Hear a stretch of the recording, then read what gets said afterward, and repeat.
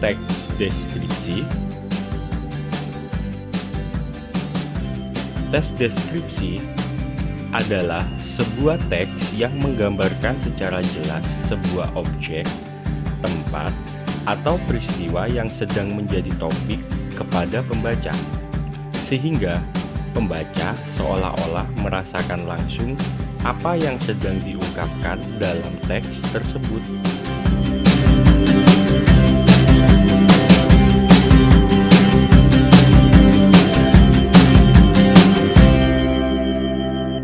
Oke, selanjutnya yaitu ciri-ciri teks deskripsi.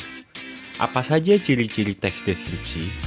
Yang pertama, ciri-cirinya ialah melukiskan atau menggambarkan suatu objek seperti benda, suasana tertentu, atau tempat. Yang kedua, ialah penggambaran dilakukan dengan melibatkan panca indera seperti halnya pendengaran, penglihatan, pengecapan, penciuman, dan perabaan. Yang ketiga, memaparkan ciri fisik dan sifat objek tertentu seperti bentuk, warna, ukuran, dan kepribadian secara rinci dan jelas. Keempat, banyak ditemukan kata-kata yang maknanya berupa kata sifat atau keadaan. Dan yang terakhir, para pembaca dapat merasakan sendiri atau mengalaminya sendiri.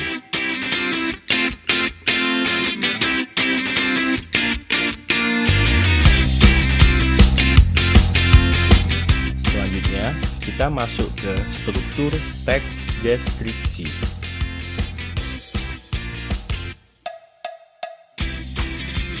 Struktur yang pertama yaitu identifikasi. Identifikasi merupakan bagian yang mengenalkan objek, tempat, atau orang yang akan dideskripsikan. Biasanya di dalam identifikasi ini berisi ciri umum seperti nama objek, lokasi, ukuran keseluruhan, dan lain sebagainya.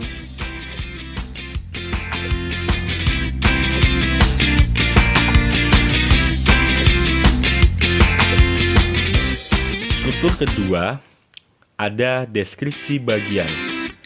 Deskripsi bagian biasanya memuat gambaran rinci dari objek yang digambarkan. Nah, di sini penggambaran ciri-ciri tersebut memecah bagian-bagian objek secara rinci.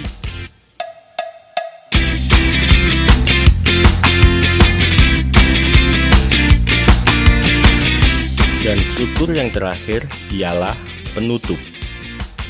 Penutup berisi kesan umum yang didapatkan penulis setelah melihat objek yang telah diamati.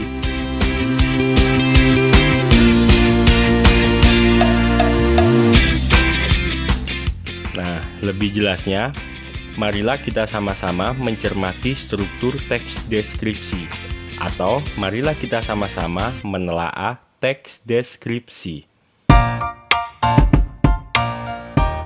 Nah, di sini saya memberi contoh teks deskripsi dengan judul tongkonan. Coba kita amati bersama-sama di situ.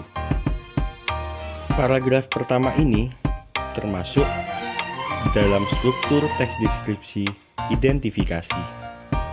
Kenapa? Karena di situ membahas nama objek. Objek apa yang dibahas? Yaitu tongkonan, yang merupakan rumah adat masyarakat Toraja. Di mana lokasinya? Lokasinya ada di pegunungan yang berbatasan dengan Kabupaten Enrengkang, Sulawesi Selatan. Dalam paragraf itu pula dijelaskan tentang gambaran umum objek. Seperti rumah adat ini merupakan salah satu ikon suku Toraja selain upacara pemakamannya. Jadi jelas sekali bahwasanya paragraf ini termasuk identifikasi.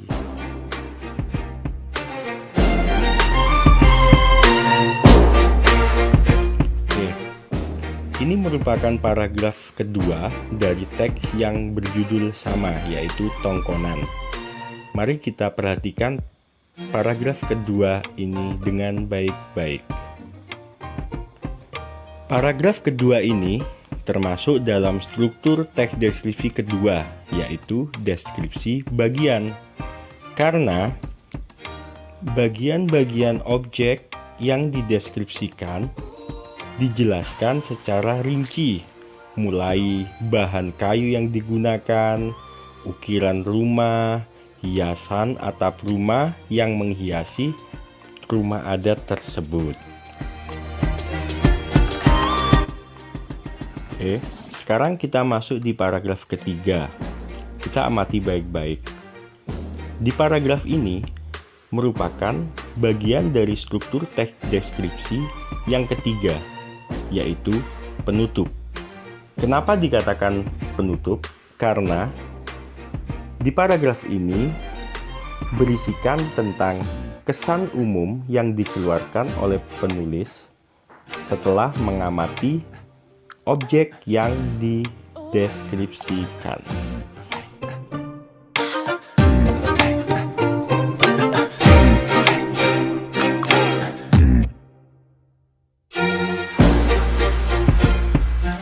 Selanjutnya, saya akan menjelaskan tentang ciri-ciri kebahasaan dalam teks deskripsi.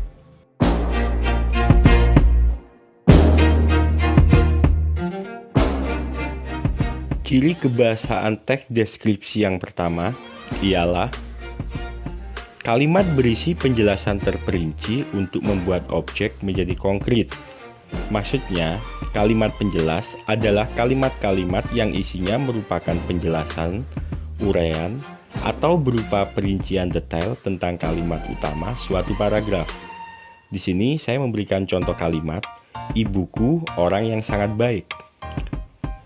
Kalimat tersebut bisa saya rinci untuk menjelaskan, seperti dia berusaha menolong semua orang, dia ramah dan tutur katanya lembut kepada siapa saja.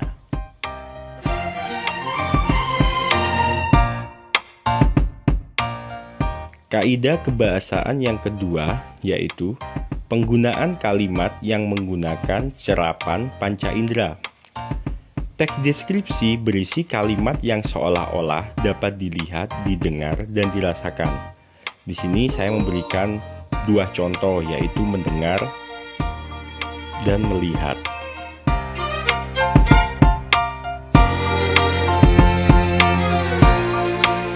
Ciri atau kaidah kebahasaan teks deskripsi yang ketiga ialah menggunakan pilihan kata dengan emosi kuat dalam teks deskripsi. Maksudnya, kata emosi adalah kata-kata yang digunakan untuk menggambarkan dan mengekspresikan perasaan yang dialami seseorang. Teks deskripsi menggunakan kata-kata dengan emosi kuat. Nah, seperti itu contohnya.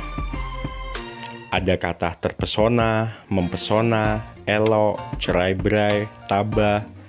Kata-kata tersebut merupakan kata-kata dengan emosi kuat.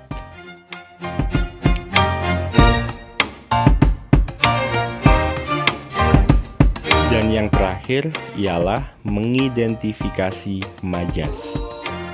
Majas merupakan kata kiasan yang berfungsi meningkatkan kesan dan mempengaruhi pendengar ataupun pembaca dalam teks deskripsi. Contoh majasnya kalian baca sendiri ya.